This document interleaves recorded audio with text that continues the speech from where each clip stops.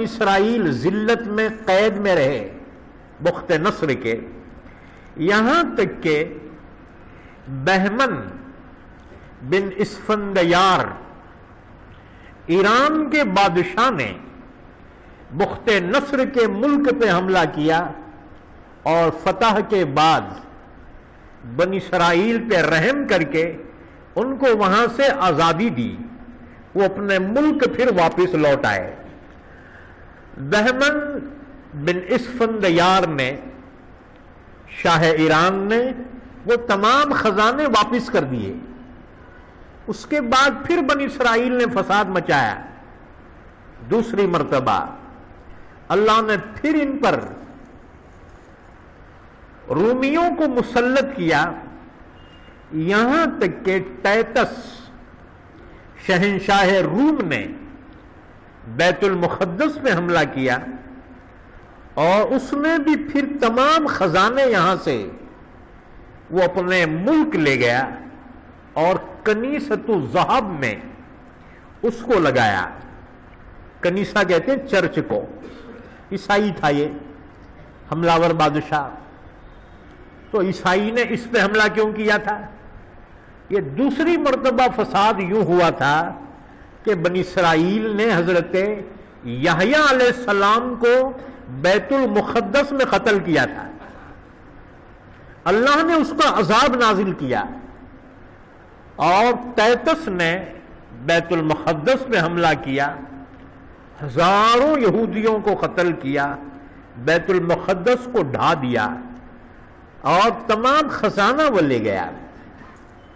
حضور صلی اللہ علیہ وسلم سے حضرت حذیفہ فرماتے ہی آپ نے فرمایا کہ وہ خزانہ کنیسۃ الذہب میں ہے، آج بھی ہے، یہاں تک کہ امام مہدی تشریف لائیں گے قیامت کے قریب، امام مہدی تشریف لائیں گے، انہی کے زمانے میں عیسیٰ علیہ السلام آسمان سے اتریں گے، عیسیٰ علیہ السلام کو وہ پہچان لیں گے، پھر اسلام اور غیر اسلام میں جنگ ہوں گی، دنیا کی سب سے بڑی جنگ آخری قیامت کے قریب، جنگ ہر مجدون، اس کا ذکر تورات میں بھی ہے۔ دنیا میں دو بلاک ہوں گے، ایمان والے اور غیر ایمان والے۔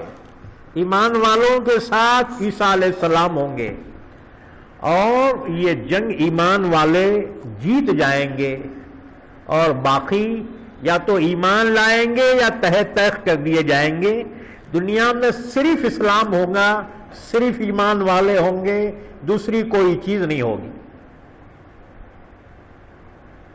عیسیٰ علیہ السلام 40 سال تک رہیں گے، حضور صلی اللہ علیہ وسلم کی شریعت پر عمل پیرا ہوں گے، نکاح فرمائیں گے، اولاد ہوگی، یہاں تک کہ جب وہ انتقال کر جائیں گے مسلمان اپنے کاندھوں پر ان کا جنازہ اٹھائیں گے اور حضور صلی اللہ علیہ وسلم کے پہلو میں ان کو دفن کریں گے۔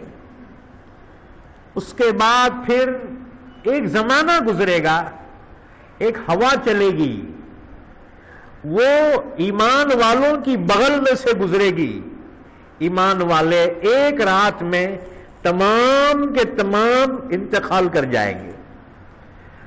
اب دنیا میں صرف کفر رہے گا، بے حیائیاں رہے گی، اور کفر ہی پر اللہ قیامت کو قائم فرمائے گا۔ یہی مطلب حدیث پاک کا ہے، اس وقت تک قیامت قائم نہیں ہوگی جب تک کہ سرزمین پر اللہ اللہ کہنے والا باقی رہے گا۔ جب اللہ اللہ کہنے والا کوئی نہیں رہے گا تب قیامت قائم ہوگی۔ تو یہ حدیث پاک سے اس حدیث پاک کی وضاحت ہو گئی۔ اس کے بعد کفر پہ قیامت قائم ہو جائے گی۔ تو کنیسۃ الذہب جو چرچ ہے قیصر روم کا، اس میں وہ خزانہ ہے۔ امام مہدی جب دنیا میں تشریف لائیں گے، پیدا ہوں گے، آسمان سے نہیں آئیں گے، سادات میں سے ہوں گے، سادات میں سے ہوں گے، اور تمام لوگ ان کی امامت پر متفق ہوں گے، وہ تمام ایمان والوں کے خلیفہ تسلیم کیے جائیں گے۔ حضرت امام مہدی ابھی پیدا نہیں ہوئے. اب ایک فرقہ کہتا ہے امام مہدی آ گئے، بعض کہتا ہے امام غائب ہیں، وہ کہاں تو بھی بیٹھ کے حکومت کر رہے ہیں. شیعوں کا عقیدہ ہے، اور شیعوں میں 22 فرقے ہیں، اس میں سے ایک مہدوی فرقہ ہے. یہ بہادر یار جنگ کا نام سنے آپ؟ مہدوی تھے وہ، بات سمجھ میں؟ مہدوی فرقے سے ان کا تعلق.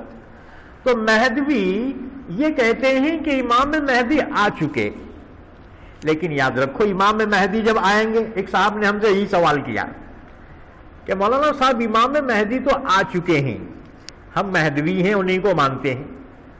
میں نے کہا بھائی امام مہدی کا جہاں ذکر حدیث میں ہے، عیسیٰ علیہ السلام کا بھی ذکر ہے، تو عیسیٰ علیہ السلام تو بھی آئے نہیں. عیسیٰ جب آئیں گے تو دجال بھی تو آئے گا، ہاں جی، اور اس کے بعد یاجوج ماجوج بھی تو آئیں گے. یہ سارے سلسلے تو بھی باقی ہیں. مہدی کی پہچان ہی ہے عیسیٰ کا دنیا میں تشریف لانا. تو چونکہ عیسیٰ نہیں آئے تو مہدی کہاں سے آ گئے؟ دنیا میں بہت سے لوگوں نے اپنے آپ کو امام مہدی ہونے کا دعویٰ کیا. ان میں سے ایک سید محمد جون پوری، جونپور کے تھے، انہوں نے بھی امام مہدی ہونے کا دعویٰ کیا تھا. اور یہ جو مہدوی ہیں غالباً انہی کو اپنا امام مہدی کہتے ہیں. مہدی کے معنی ہدایت دینے والا. یہ تو ہر نیک انسان مہدی کہلا سکتا ہے، لیکن امام مہدی جس کا ذکر ہے وہ قیامت کے قریب تشریف لائیں گے. تو حضرت امام مہدی وہ خزانہ بیت المقدس کا جو کنیسۃ الذہب میں ہے وہاں سے لے آئیں گے 1,70,000 کشتیوں کے ذریعے سے. یہ حضرت حذیفہ کی روایت تھی جو ہم نے بیان کی. اللہ تعالیٰ نے فرمایا فَإِذَا جَاءَ وَعْدُ أُولَاهُمَا بَعَثْنَا عَلَيْكُمْ عِبَادًا لَنَا. جب پہلا وعدہ آ جائے گا تو ہم اپنے بندوں کو تم پہ مسلط کریں گے. اب ظاہر بات ہے یہ مسلط جو ہوئے ہیں وہ تو کافر تھے، مجوسی تھے، نہ وہ یہودی تھے نہ عیسائی تھے نہ ایمان والے تھے. بابل کے حکمراں وہ تو مجوسی تھے، آگ کی پرستش کرنے والے. اللہ نے ان کو فرمایا عباد لنا، اپنے بندوں کو ہم اے یہودیوں تم پہ مسلط کریں گے. اب یہاں دیکھو نزاکت، سارے بندے تو اللہ ہی کے ہیں، کافر بھی تو اللہ ہی کے بندے ہیں. اگر اللہ نے کہا عباد لنا تو ہمیں کوئی تشویش نہیں ہونی چاہیے کہ کافروں کو اللہ نے اپنے بندے کہا.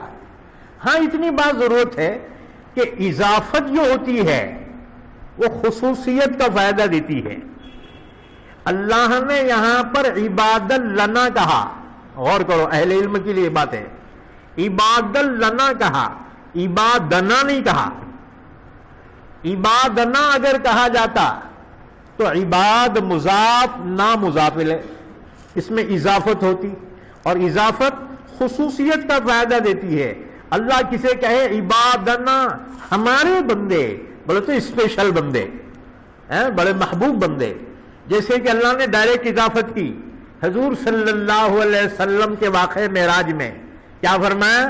سبحان الذی اسرا بعبدہ، عبد مضاف ہی مضاف الیہ، اضافت آ گئی اس میں.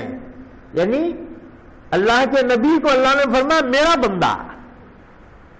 یہ مقام قرب ہے یہ، اور یہ مقام بڑا اعلیٰ ہے کہ اللہ کسی کو کہے میرا بندہ. جیسے دنیا میں دیکھو مثال تو صحیح نہیں ہے لیکن سمجھنے کے لیے ہے کہ کسی کے 10 بیٹے ہوں اور وہ کسی ایک بیٹے کو سینے سے لگا کہ یہ تو میرا بیٹا ہے، تو دوسرے نہیں ہے کیا؟ اور جی دوسرے بھی تو ہیں، لیکن خصوصیت، اضافت خصوصیت کو چاہتی ہے. اللہ جسے میرا بندہ کہے اس میں خصوصیت ہے.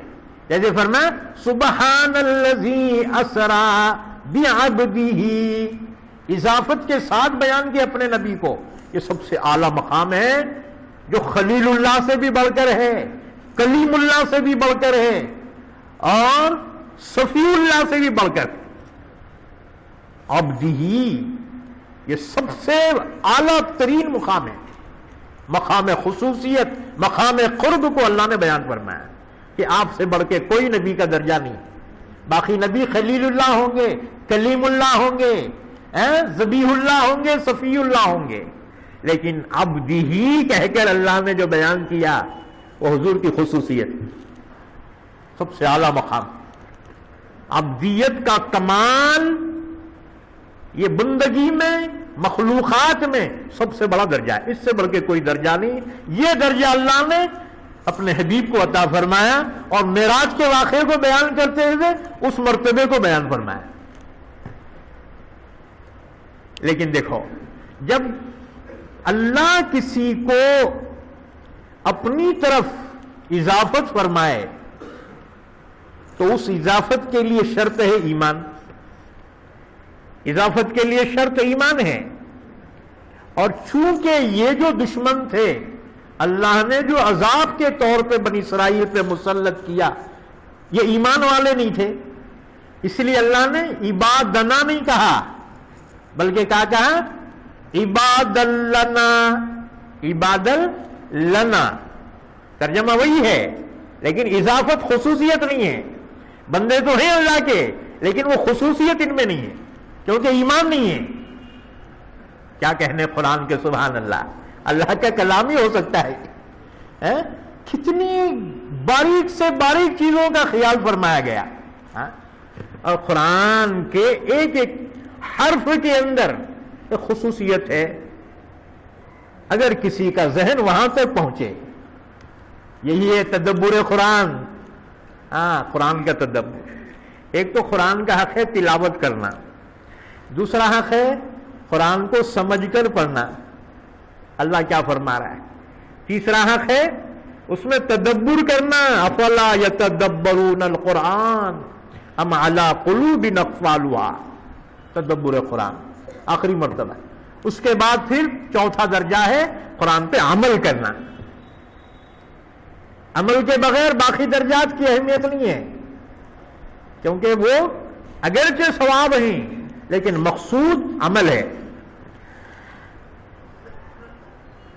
فَإِذَا جَاءَ وَعْدُ أُولَاهُمَا، ان دو وعدوں میں سے جب پہلا وعدہ آ چکا، بَعَثْنَا عَلَيْهِمْ عِبَادًا لَنَا، تو ہم نے او بنی اسرائیل تم پر، یعنی تمہارے باپ داداؤں پر، ہم نے اپنے بندوں کو مسلط کیا، اولی باس شدید، باس کہتے ہیں جنگ، سخت جنگجو تھے وہ، فجاسو خلال الدیار، تمہارے گھروں میں بستیوں میں گھس گئے اور گھس کر تم کو جو ہے تباہ کیا۔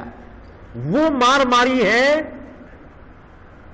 کہ یا تو ساری قوم فنا ہو گئی یا فنا کے قریب ہو گئی، بستی اجاڑ دی ان کی۔ وَكَانَ وَعْدًا مَفْعُولًا، اور یہ اللہ کا وعدہ تو پورا ہونا ہی ہونا تھا، یعنی یقینی تھا۔ یہ بنی اسرائیل پر بیت المقدس پر جو اللہ نے عذابات نازل کیے، تو اس سلسلے میں مفسرین اور مورخین نے 6 واقعات بیان کیے ہیں کہ 6 مرتبہ یروشلم پر نزول قرآن سے پہلے حملہ ہوئے ہیں، 6 حملے ہوئے ہیں۔ وہ 6 کی تفصیلات میں ہم جاننا نہیں چاہتے ہیں، کیونکہ قرآن نے صرف 2 واقعے کو بیان کیا کہ تم 2 مرتبہ فساد کرو گے اور ہم ہر مرتبہ تم کو سزا دیں گے۔ تو گویا 2 واقعے عظیم تھے اور وہ 2 واقعے اہم تھے، ہم اسی کو بیان کریں گے، اگرچہ مورخین نے مختلف انداز میں ان واقعوں کی ترتیب دی ہے۔ پہلا واقعہ سنو۔ بنی اسرائیل کے اندر حضرت سلیمان علیہ السلام کے بعد بڑی کمزوریاں پیدا ہو گئی عملی اعتبار سے۔